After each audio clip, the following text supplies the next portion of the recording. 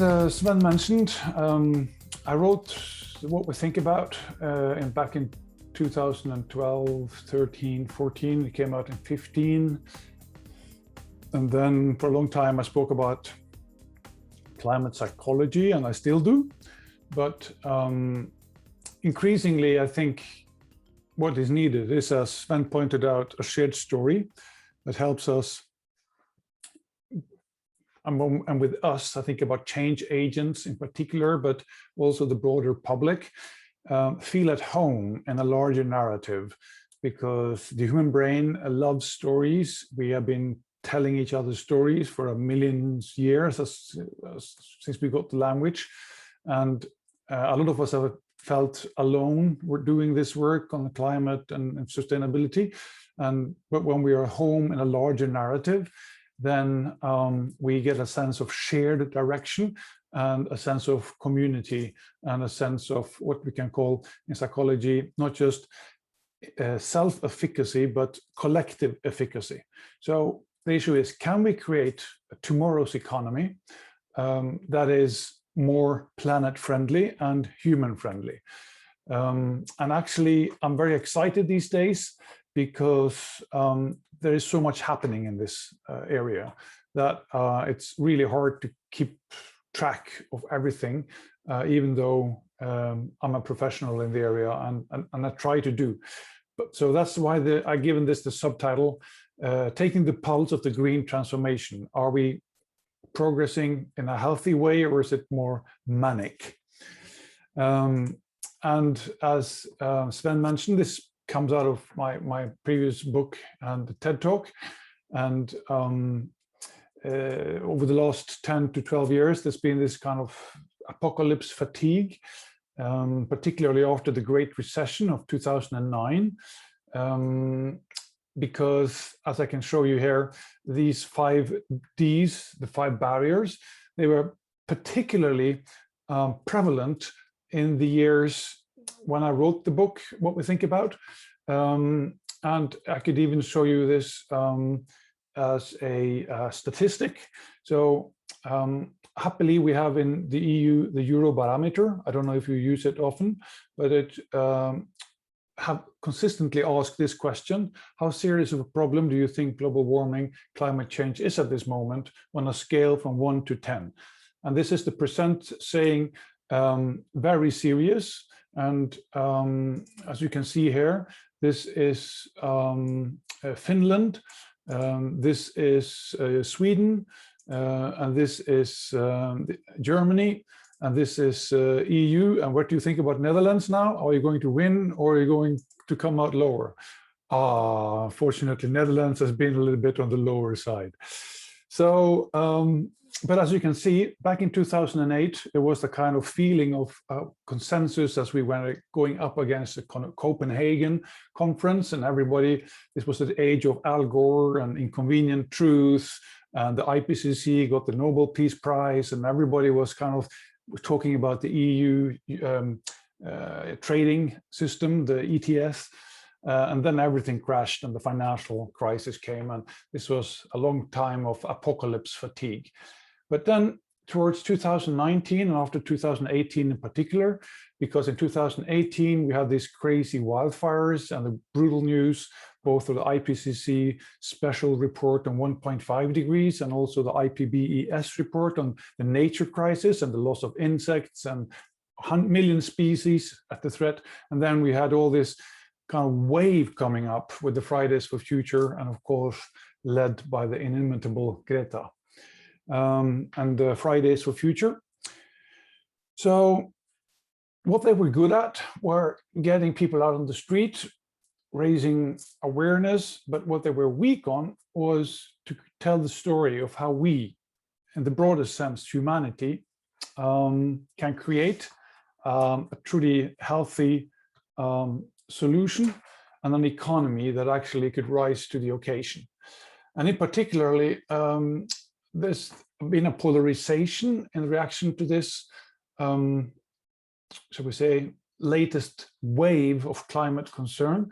And that was maybe put most poignantly by Greta herself in her talk to the UN when she said things like ecosystems are collapsing and all you can talk about is money and fairy tales of eternal economic growth. So in this way, they pitched themselves as enemies of the economy. And when you're up against the economy, you're probably not going to win unless you can help, so we say, shape it in a new direction, rather than trying to fight it front to front type of collision. So this statement from Greta goes to the exact core of the issue. It's a major challenge to anyone concerned with 21st century economics and how we can improve on that. And as a researcher on both climate and economics, and particularly green economics, I always get this question or comment from people. People tell me all the time, you cannot have eternal growth on a limited planet. And that often kills off the conversation. But where are we now in 2021? Because Fridays for Future went out when the corona came in, though people are still concerned. But as we're now getting back into the 2020s and some kind of normality, how are we likely to start this great shift of direction? And in order to see where we are right now at 2021, I think we should take a short step back, something I do in the book.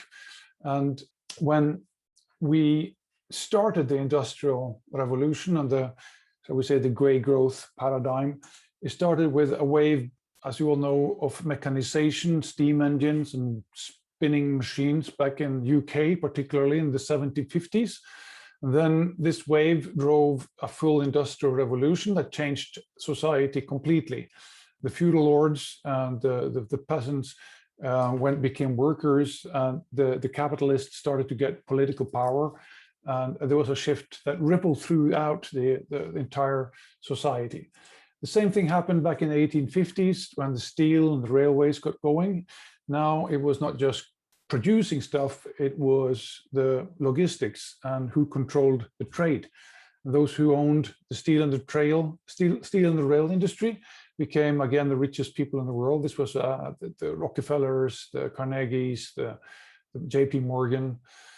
And then came a guy called Henry Ford that didn't invent the car, but came with a mass production paradigm through the assembly line. And this was driven now by electricity, made by fossil fuels, and riding on innovations with chemicals and cars. And again, in the range of about 60 to 70 years, you had this wave of what Joseph Schumpeter called creative destruction that completely overturned the economic structure.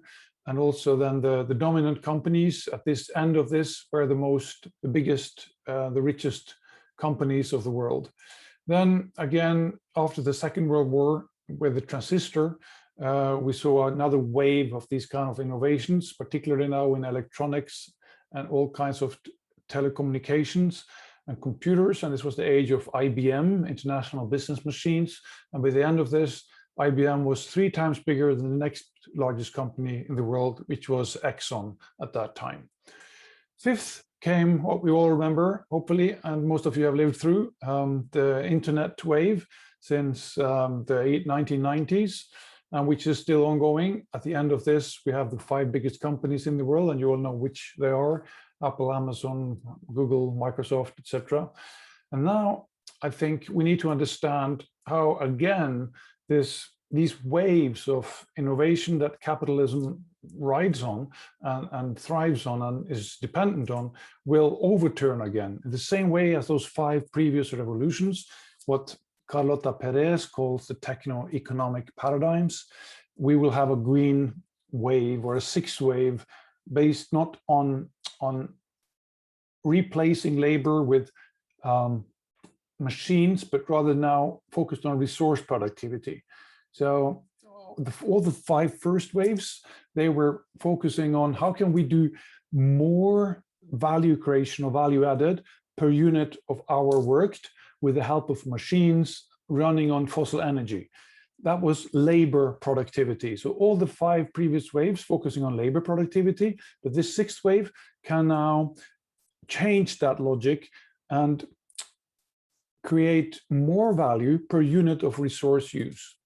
So this is understanding that we're now entering a new phase of capitalism where we can shape this to rapidly increase the value creation relative for each resource unit we use. And this will be driven by renewables and circular material flows.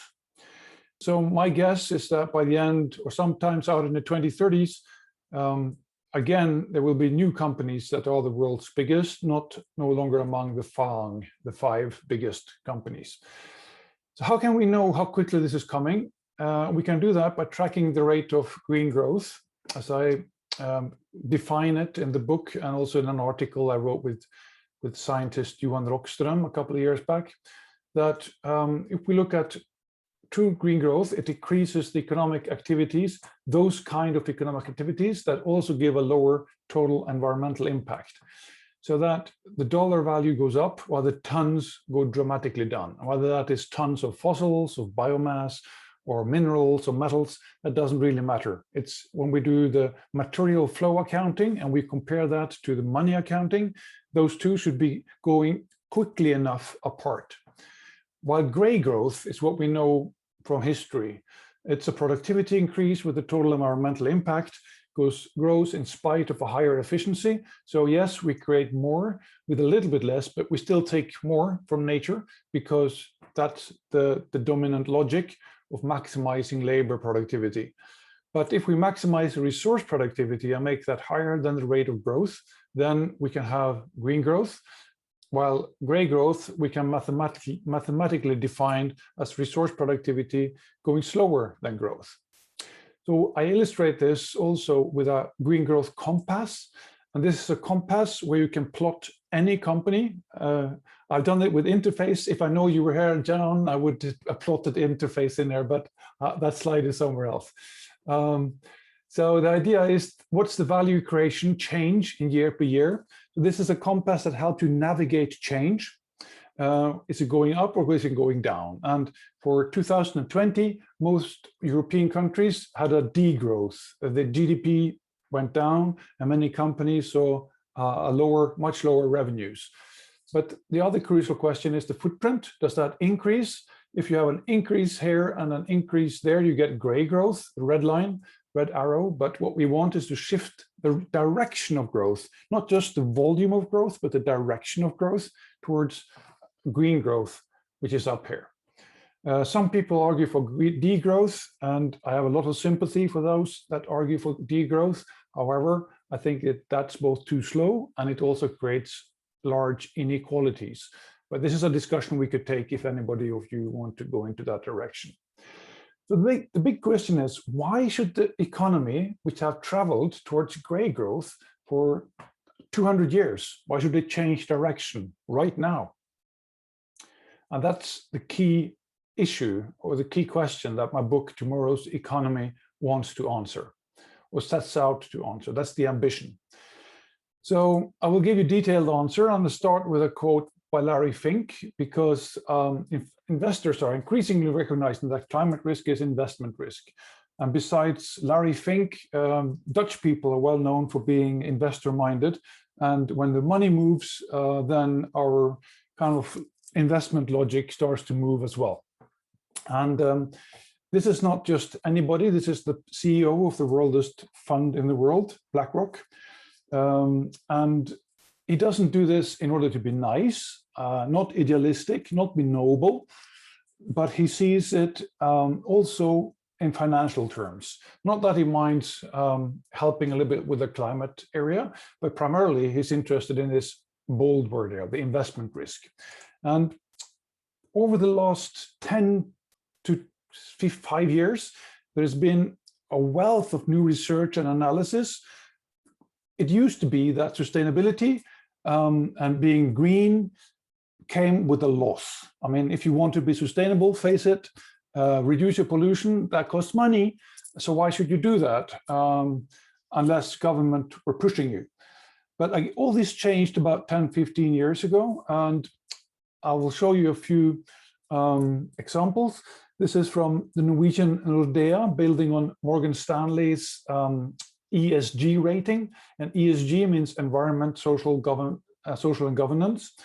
So if you in 2012 put your €1,000 into a AAA ESG rated company, meaning you're good at sustainability reporting at least, then 6 years later you had 50% more than if you put your money into companies that had a low sustainability or ESG ranking. And this is a language that investors understand because they are used to credit rankings, and credit rankings go from AAA to B or CCC. And now the portfolio managers are not only looking at credit rankings, they're also looking at ESG rankings. And this is a new world from the investment point of view. So I'm putting some time on this because I think if we should have any chance in moving that arrow 90 degrees quickly enough, we need to have the full power of finance with us rather than against us, such as easily you can only get an impression of when you hear Greta Thunberg speak about the solutions. So are sustainable companies more profitable? One of the largest reviews looked at 2,200 studies on this question. So imagine researchers have been asking 2,200 times, and now even more, this same question: are sustainable companies more profitable? And this review shows that 63% of all the studies show a clear yes. 8% of the studies show that if you go green or sustainable, no, you're going to lose money.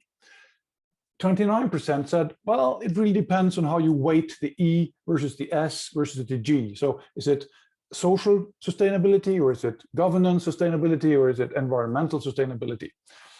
But the overwhelming amount of studies shows clearly that it is more profitable.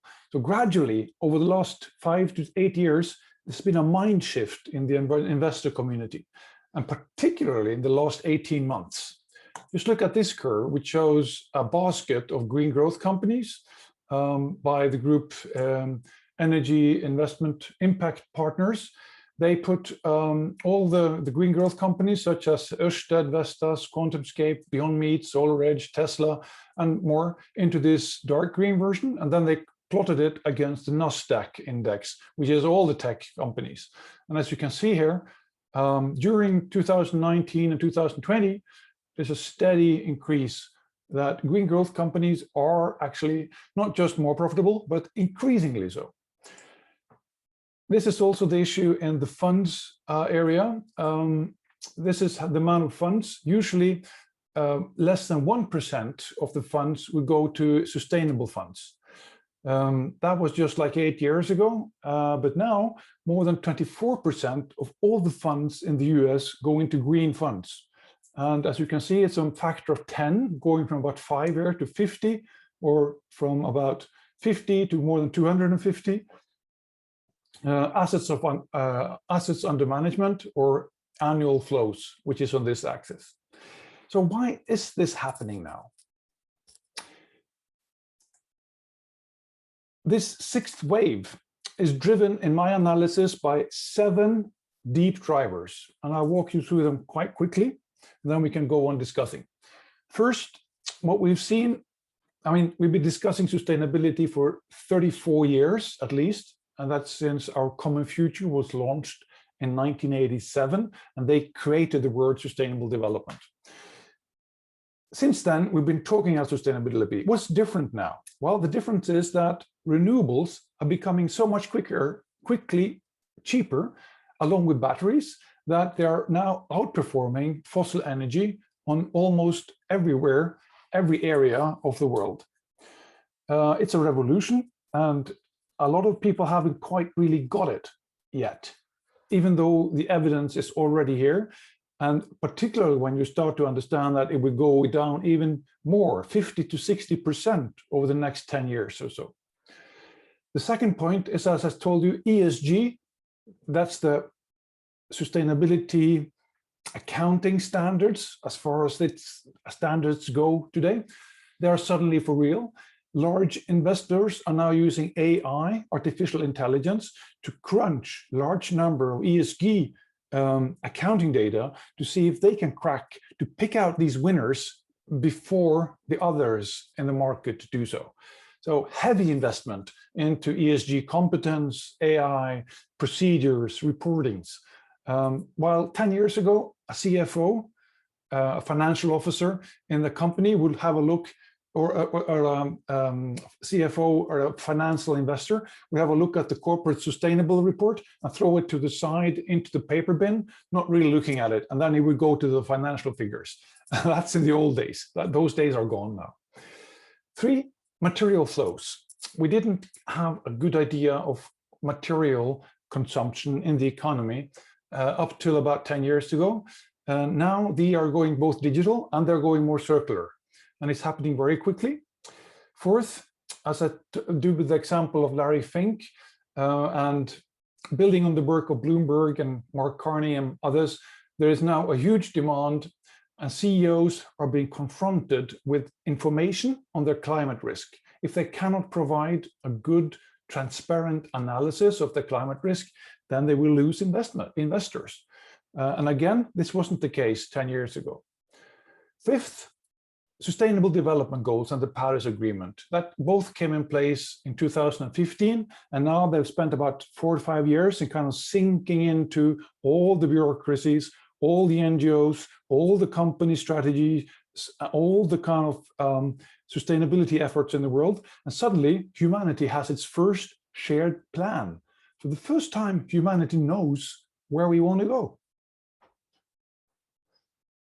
And that's the 17 SDGs, which give us a shared agenda. I'm not saying we are going to reach them.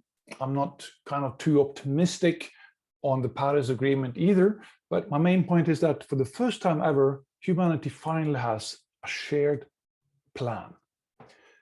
Then 6th, what I call the G3. G3 is China, US, and the EU.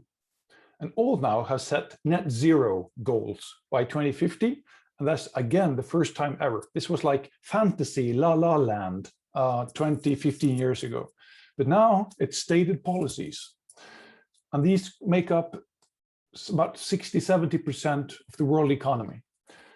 On top of this, you have EU taxonomy, which I will not speak too much about it because that will take us off track. But that puts out new guidelines, and in a global financial world, it will change investment patterns even further. Finally, 7th, and maybe most important, for the 40 previous years when we've been discussing sustainability, we've had this neoliberal paradigm that the government shouldn't interfere in markets, shouldn't meddle with the free market, the efficient market. But everybody now sees with COVID-19 that without government doing major missions on vaccines, then we would still be in lockdown, everybody. So the active government that both guards you with proper pandemic regulations, but also stimulates the economy and is entrepreneurial in the sense of developing the shared products we really want. This is the new agenda of government. And I think it's hard to overstate how important this is as we go into the 2020s. So together, I mean, these 7 are the driving forces, the deep drivers that will create the 6th wave in an accelerating way. Final point, going green is important, and it does help us with the drawdown and all those amazing climate and resource productivity targets, but everything will be lost if we don't also complement the green growth compass with a fair growth compass. We also need to do the rebuilding now in an inclusive way. One thing I quite innovative, I think, in the book propose is the new way of measuring inequality based on the Palmer ratio. So this is what I call the fair growth compass.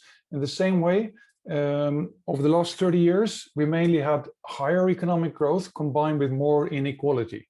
And now we need to shift that towards higher economic growth, or at least a moderate economic growth, combined with lower inequality. And this has to happen quickly enough.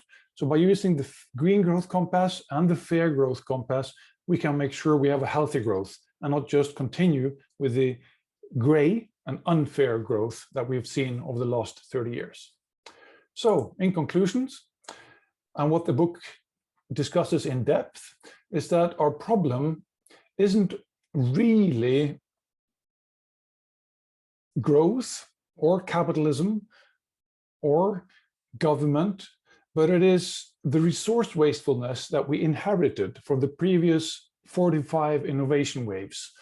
And happily, we can fix this problem without blaming either capitalists or government or the consumer for consuming too much, by a shift in innovation from focusing exclusively on labor productivity to more focusing on resource productivity.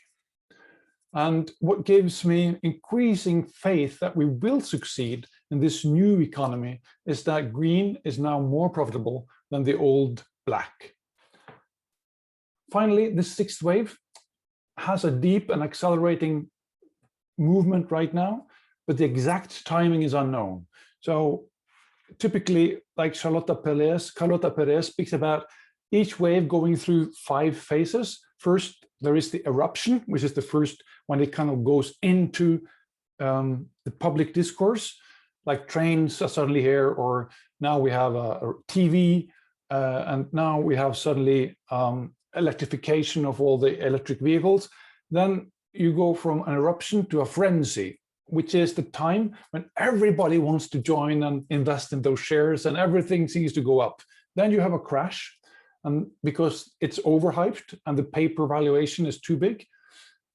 After the turning point, you get a consolidation phase where the main players that have a sound business model get together, and then you have a synergy phase and the maturity stage when you have finalized the transition at some point closer to 2050. But when exactly this crash will come and how far we can ride before the crash comes, we don't really know. But what I do know is that after the crash, there will be this synergy where this will ripple through to the entire economy. And that's the way I see the next 3 decades. And in the final chapter of the book, there's a discussion of, does it all add up? Is it enough? Can we really fix those planetary boundaries issues that we have by 2050? So how far do we have to take this? And to keep you on a kind of cliffhanger, I won't tell you how the book ends, but I'll give the answer in chapter 11.